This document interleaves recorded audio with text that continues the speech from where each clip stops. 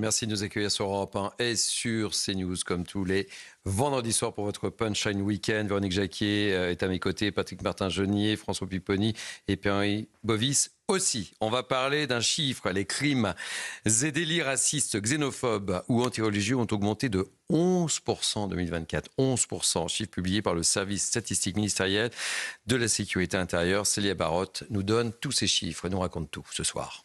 En 2024, les services de police et de gendarmerie ont enregistré plus de 16 000 infractions commises en raison de l'ethnie, de la nation, d'une prétendue race ou de la religion sur l'ensemble du territoire.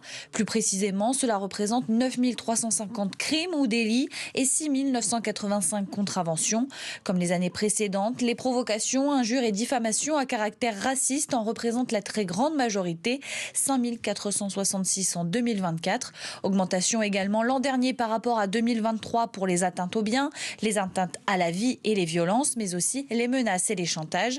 À noter qu'entre juillet 2023 et juillet 2024, les injures et les diffamations publiques à caractère raciste et les menaces chantage connaissent d'importantes hausses qui dépassent les 50%. Alors quel est le profil des victimes ? Les hommes sont majoritaires parmi les personnes physiques victimes de crimes ou délits à caractère raciste. Ils représentent 60% des victimes en 2024. La part de personnes de nationalité étrangère atteint 16% et les personnes étrangères ressortissantes d'un pays d'Afrique sont les plus concernées. Enfin, en 2024, les services de sécurité ont enregistré plus de 5000 personnes mises en cause dans des crimes ou délits à caractère raciste. Véronique Jacquier, ça dit quelque chose de notre société, hein, plus 11% en 2024, ces crimes et délits racistes. Hein. Oui, tout à fait. Je pense que c'est dû aussi au fait que les gens vont plus volontiers au commissariat pour dire qu'ils ont subi des provocations, des injures, des atteintes à la vie, à la violence. Ils osent davantage je faire la pense qu'il démarche. y a plus de dépôts de plaintes aussi, ce qui fait que ça explique le côté un petit peu exponentiel de ces crimes et délits racistes ou antireligieux. Moi, ce qui me manque quand même pour comprendre les faits, c'est un peu plus de contexte. Oui. C'est-à-dire qu'on avait quand même déjà souligné la montée violente de l'antisémitisme depuis le 7 octobre. Mais qu'en est-il ? Est-ce que ça rentre dans ces chiffres ? Quid aussi de la montée des actes antichrétiens, notamment avec des profanations dans les églises, avec des profanations dans les cimetières. Sur ce plateau. Voilà. Est-ce que tout cela rentre bien en ligne de compte dans ces atteintes aux personnes qui sont mises en cause en 2024 ? Je pense que oui, mais je pense que c'est un peu parcellaire encore. Pierre-Henri Bovis en tant qu'avocat. Non, mais c'est un point qui mérite d'être souligné, parce qu'on ne le dit pas suffisamment. Lorsqu'on traite des chiffres de la hausse de l'indélinquance au sens global du terme, il faut prendre aussi partir du principe qu'aujourd'hui, la démarche est beaucoup plus libérée de se rendre dans un commissariat. Les démarches aussi sont facilitées, il faut le dire aussi, pour déposer plainte.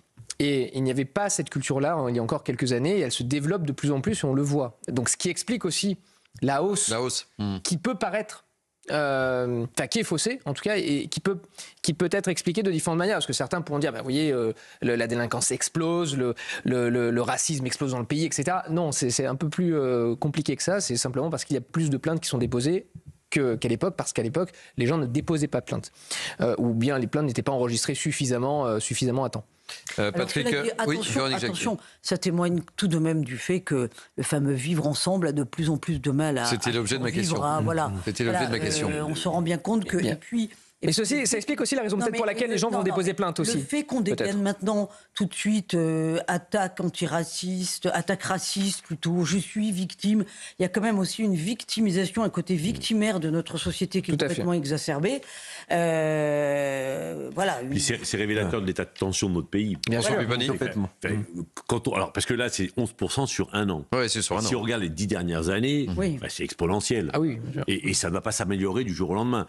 Donc toute la lutte contre le respect, la tolérance, vivre ensemble, tout ça, on voit bien quelque part, on est au bout du raisonnement, qu'il faut trouver une autre logique. Après, je répète, c'est important, comme l'a dit Véronique, de détailler, parce que, par exemple, dans les actes antireligieux, je suis convaincu que le pourcentage d'actes antisémites, lui, a explosé, les autres aussi, mais Donc c'est comment on fait maintenant. Une fois qu'on a cette évolution-là qui est dramatique, Qu'est-ce qu'on fait pour changer ? qu'est-ce qu'on fait maintenant ?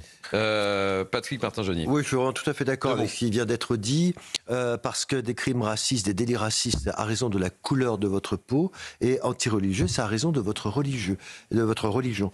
Donc on a vu, comme le dit François Pupponi, donc une explosion considérable des actes antisémites depuis quelques années, et notamment depuis donc ce qui s'est passé donc le 7 octobre en Israël, et parce que ce sont des conflits qui viennent en plein dans notre société et qui libèrent la parole raciste et qui libèrent la parole antisémite et les actes. Ça va très loin. Et dans ces statistiques, ce qui sera intéressant effectivement de voir, on nous parle de menaces, de chantage, quelle est la part des violences, des crimes, des délits, et puis des attaques aussi en ligne. Par exemple, sur le réseau X, Ils le disent d'ailleurs, on libère la parole, effectivement, des actes, des propos antisémites, on le voit bien tous les jours, racistes à raison de votre couleur de peau ou de votre religion.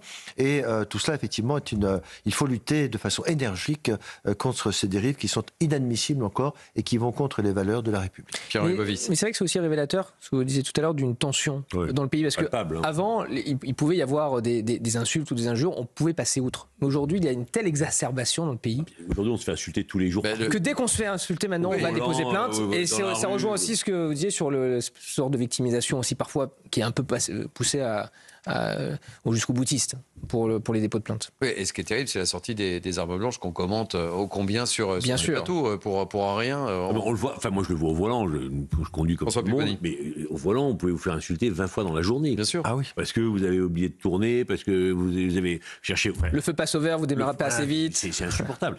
Et il faut surtout pas réagir, parce qu'effectivement, pour un moindre petit conflit... On sort le couteau. On sort le couteau. Et on frappe. Tout à fait. Et voire on tue. Véronique Jacquier. Oui, non, moi, ce qui me marque, c'est le fait quand même qu'on dégaine très facilement l'arme du racisme, ce qui était toléré, supporté il y a 15 ans, 20 ans, et c'est lié à, qu'on le veuille ou non, quand même... Une forte immigration qui est susceptible quant à sa façon de vivre en France. Et donc, ça génère des tensions entre les communautés. Donc, comme je l'ai dit, c'est dommage qu'on n'ait pas de détails non plus. On n'ait pas le contexte, parce que c'est compliqué de commenter ces chiffres sans avoir de contexte. Après, voilà. Ce qui me marque aussi, c'est qu'il n'y a pas de réponse politique. Quand on pense qu'il y a plus de 50 ans, on parlait de SOS Racisme et de sa petite main jaune et qu'on en est là aujourd'hui, on voit que c'était quand même un échec colossal et une belle instrumentation. Oui, mais justement, cette Le ministre de l'Intérieur s'occupe de la gestion. Non, mais oui, mais vous voyez, avec tout c'est moche de chambrer Monsieur Bovis, Monsieur Pupponi, vous le savez. Avec les associations à quelques minutes de la fin de l'émission, vendredi soir, à 3 minutes de la fin de l'émission. Avec les associations comme Touche pas à mon pote, je me demande aussi si ce n'a pas été aussi le moteur d'un racisme ambiant aussi dans ce pays, parce que justement ça a poussé à la victimisation.